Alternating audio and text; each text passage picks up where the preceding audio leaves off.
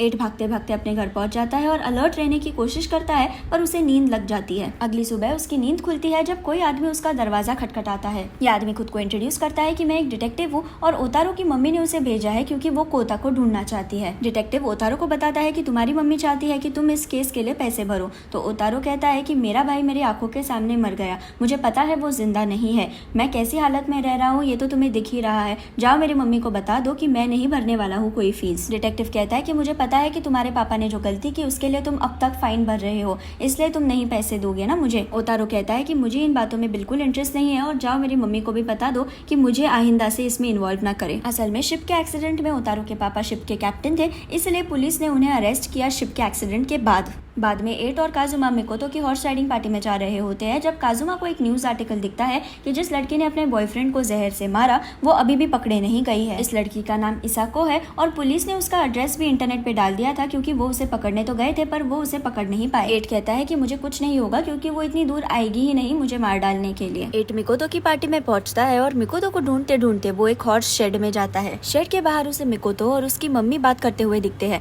मिकोतो की मम्मी उसे कहती है कि तुम एडानो से मिल लो क्योंकि वो बहुत अच्छा आदमी है, अगर तुम उससे शादी कर लोगी तो हमारा बिजनेस भी अच्छा चलेगा। मिकोतो अपनी मम्मी को कहती है कि उसे एदानो से शादी नहीं करनी, पर उसकी मम्मी बताती है कि अगर तुमने शादी नहीं की तो हमारे कंपनी के हजारों लोगों के जॉब्स चले जाएंगे। ये बात सुनकर मिकोतो एदानो से मिलने के लिए तैयार तो हो जाती है लेकिन वो खुश नहीं होती। मिकोतो की मम्मी वहाँ से चली जाती है और एट मिकोतो से बात करने जाता है जब उसके पीछे एक घोड़ा भागने लगता है। मिकोतो घोड़े को रोकने की कोशिश करती है और एट को बचाने की कोशिश करती है पर बीच में वो ही गिर जाती है। ऐसे लगता है कि शायद ये घोड़ा दोनों को कुचल देगा, लेकिन तभी एक आदमी वहाँ घोड़े पे आता है और दूसरे घोड़े को शांत करता है। ये आदमी होता है तकाउजी जो मिकोतो का बड़ा भाई है। एट जरा इनसिक्योर होता है तकाउजी को देखकर, पर उसे जब पता चलता है कि ये मिकोतो का बड़ा भाई है तो उसकी चिंता गायब हो जाती है। रात के वक्त सब पार्टी के लिए इकट्ठे होते हैं और काजुमा और एट भी पार्टी में जाते हैं। एट की जो क्लाइंट उसके साथ होटल रूम में थी जिसने उसे वॉच गिफ्ट में दी थी वो भी इस पार्टी में आई होती है क्योंकि उसे हॉर्स राइडिंग में इंटरेस्ट होता है। एट की नजर तभी मिकोतो पे जाती है और मिकोतो की मम्मी उसे एदानो से इंट्रोड्यूस करवा रही होती है। एदानो और मिकोतो को साथ में देखकर एट की क्लाइंट कहती है कि मुझे तो शौक ही लगा जब मुझे पता चला कि ये दोनों शादी करने वाले हैं।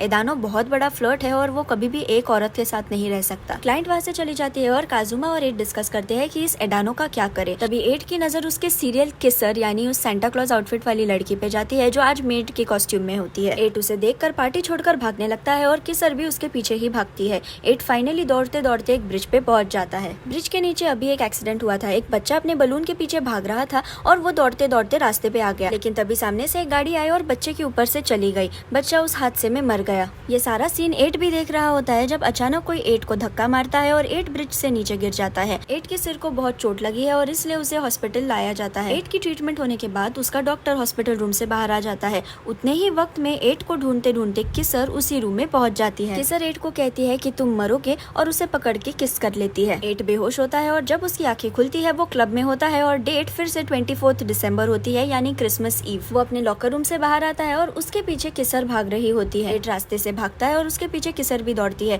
पूरा लास्ट टाइम का सीन फिर से रिपीट होता है, लेकिन इस बार एट अपने घर नहीं जाता, वो कोई भिखारियों के पास छुप जाता है। भिखारी उससे पूछते हैं कि क्या हुआ तो एट सब कुछ बता देता है कि कैसे वो ब्रिज से नीचे गिर गया लेकिन वो फिर से एक हफ्ते पहले चला गया। उनमें से एक भिखारी कहता है कि शायद तुम एक टाइम लीप में हो, ये मैंने एक स्टोरी बुक में पढ़ा था। ये बात सुनकर एट को बहुत गुस्सा आता है कि कोई उसे सीरियसली नहीं ले रहा, लेकिन भिखारी कहता है कि मैं तुम पे विश्वास रखता हूँ। एट को याद आता है कि उसने न्यूज़पेपर में पढ़ा था कि इसाको जिसने अपने होठों पे जहर लगाया और अपने बॉयफ्रेंड को किस किया उसे पुलिस ने 25 दिसंबर को पकड़ने की कोशिश की थी लेकिन वो भाग गई। इसलिए वो डिसाइड करता है कि कल यानी 25 दिसंबर को वो खुद जाके इसाको को पकड़ लेगा। अगले दिन वो इसाको के एरिया में जाता है और उसे इसाको भागते हुए दिखती है पुलिस से। वो इसाको को पकड़ लेता है और पुलिस के हवाले कर देता है। एट सोचता है फाइनली किसर वाली प्रॉब्लम खत्म हो गई, लेकिन तभी उसे नाओ यानी मिकोतो की फ्रेंड का फोन आता है जो बताती है कि मिकोतो ने हमें कहा है कि तुम्हें हॉर्स राइडिंग पार्टी में इनवाइट ना करे क्योंकि पिछली बार तुमने क्लब में सब तोड़फोड़ कर दी थी जिसकी वजह से पार्टी का मूड खराब हो गया। ये बात सुनकर एट इरिटेट होता है, लेकिन एट कभी हार नहीं मानता।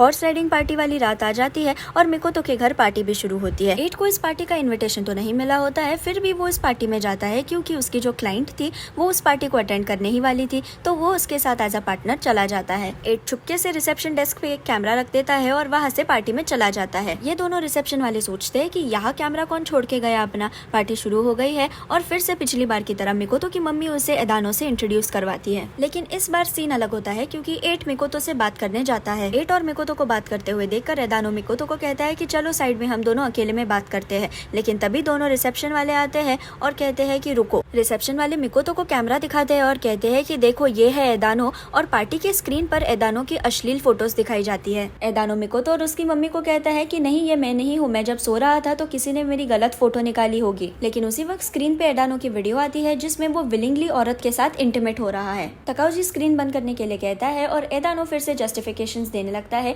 कि मुझे फंसाया गया है, मैं नहीं हूँ ये। लेकिन तकाउजी बीच में आकर एदानो से कहता है कि तुम मेरी बहन से कभी शादी नहीं करोगे। तकाउजी मम्मी को भी कहता है कि तुम ऐसे घटिया आदमी के साथ मिकोतो की शादी कैसे अरेंज कर सकती हो। मिकोतो की मम्मी फिर एदानो को कहती है कि तुम यहाँ से जाओ, मैं मेरी बेटी की शादी तुमसे नहीं करवाना चाहती। एदानो पार्टी से निकल जाता है और तकाउजी रिसेप्शन वाले से पूछता है कि तुम्हें कहाँ से मिले ये सारे फोटोज और वीडियोस, किसने लाए ये। तो 8 अपना चांस लेकर बोलता है कि हाँ मैं भी वही सोच रहा था कि किसने लाए होंगे ये फोटोज। रूम में सबको पता चल जाता है कि ये काम 8 का ही है और 8 पार्टी छोड़कर बाहर आ जाता है। मिकोतो 8 से बात करने के लिए उसके पीछे चली जाती है। तकाउजी उसे रोकने की कोशिश करता है पर मिकोतो का ध्यान सिर्फ 8 पे ही होता है। मिकोतो 8 को पूछते है कि क्या तुमने वो फोटोज और वीडियोस यहाँ लाए, तुमने स्क्रीन पे ये सब दिखाया और तुम्हारी वजह से मुझे एम्बेरसमेंट हुआ। 8 कहता है कि मुझे लगा तुम मुझे थैंक्स बोलने यहाँ आई थी। 8 का प्लान स्टार्ट हो गया है और वो मिकोतो को कहता है कि तुम खुद से क्यों झूठ बोल रही हो, तुम्हें पता है तुम्हें उससे शादी नहीं करनी, तुम्हें सच्चे प्यार के बारे में कुछ नहीं पता। तो मिकोतो कहती है कि तुम्हें क्या पता है सच्चे प्यार के बारे में।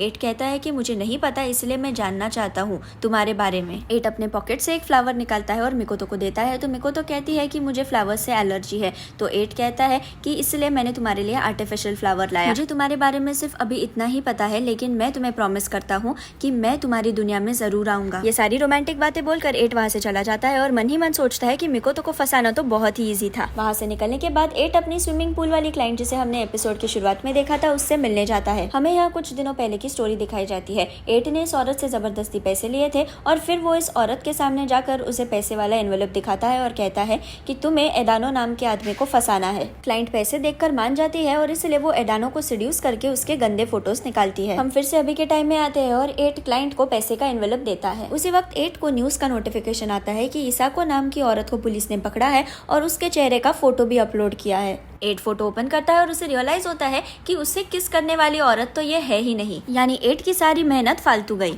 यहाँ मिकोतो और तकाउजी बात करते हैं और मिकोतो तकाउजी को कहती है कि तुम कंपनी ले लो, मुझसे ज्यादा तुम इस कंपनी को ज्यादा अच्छे से संभाल पाओगे। तो तकाउजी कहता है लेकिन पापा चाहते हैं कि तुम इस कंपनी को लो। तकाउजी मिकोतो को कहता है कि तुम किसी से शादी कर लो और फिर तुम और तुम्हारा पति मिलकर कंपनी को संभालो। तुम्हें कोई लड़का पसंद हो तो मुझे बता दो। तो मिकोतो कहती है कि मुझे तुम पसंद हो तकाउजी। तकाउजी कहता है कि ये नहीं हो सकता क्योंकि तुम मेरी बहन हो। तो मिकोतो कहती है कि हम सच में भाई बहन थोड़ी ना है। तकाउजी मिकोतो की बातों की तरफ ध्यान नहीं देता और वहाँ से चला जाता है। बाद में तकाउजी और उसके चाचा बात करते हैं। उसके चाचा उसे बहुत प्रोवोक करने की कोशिश करते हैं कि तुम ही असल में इस कंपनी के वारिस हो, लेकिन देखो तुम्हें सब लोग साइड में कर रहे हैं। यहाँ हमें तकाउजी की स्टोरी पता चलती है। असल में मिकोतो के माँ बाप ने तकाउजी को अडॉप्ट किया था और तकाउजी ही नामी की होटल्स का वारिस है। मिकोतो के माँ बाप को बहुत साल से बच्चा नहीं हो रहा था, इसलिए उन्होंने तकाउजी को अडॉप्ट किया ताकि वो कंपनी संभाल पाए। लेकिन कुछ साल बाद मिकोतो का जन्म हुआ और फिर तब से सब लोग तकाउजी को इग्नोर करने लगे। चाचा ये सारी बातें फिर से एक बार तकाउजी को बताता है और तकाउजी कहता है कि मुझे इन बातों में अभी कोई इंटरेस्ट नहीं है। चाचा पूछता है कि वो आदमी कौन था जो होस्ट यहाँ आया था पहले, मैंने उसे कहीं देखा हुआ लग रहा है। यहाँ पार्टी होने के बाद 8 फिर से उस ब्रिज पे जाता है जहाँ से किसी ने उसे धक्का मारा था और वहाँ उस किसर के लिए वो रुकता है क्योंकि पिछली बार वो उसे वही मिला था। ब्रिज के नीचे उसे एक बच्चा दिखता है जिसके हाथ में बलून है और फिर 8 को याद आता है कि पिछले टाइम इस बच्चे का एक्सीडेंट हुआ था, इसलिए वो ब्रिज से नीचे भागता है उस बच्चे की जान बचाने के लिए। बच्चा ऑलरेडी रास्ते पे आ गया है, सामने से गाड़ी भी आ रही है, लेकिन 8 वहाँ नहीं पहुंचा है। ऐसे लगता है कि फिर से इस बच्चे की जान चली जाएगी, लेकिन उसी वक्त कोई आकर उस बच्चे को साइड में धक्का मार देता है। बच्चा सही सलामत होता है और उसकी मम्मी उसे घर लेके जाती है। 8 देखने जाता है कि किसने इस बच्चे की जान बचाई और वो उस इंसान को कहता है कि थैंक यू, तुम्हारे वजह से वो बच्चा आज जिंदा है। इंसान अपनी हुडी उतार कर 8 की तरफ देखता है और ये और कोई नहीं किसर। अगर आपको मेरा वीडियो पसंद आया तो उसे लाइक ज़रूर कीजिए और मेरे चैनल को सब्सक्राइब करना ना भूले। Thank you.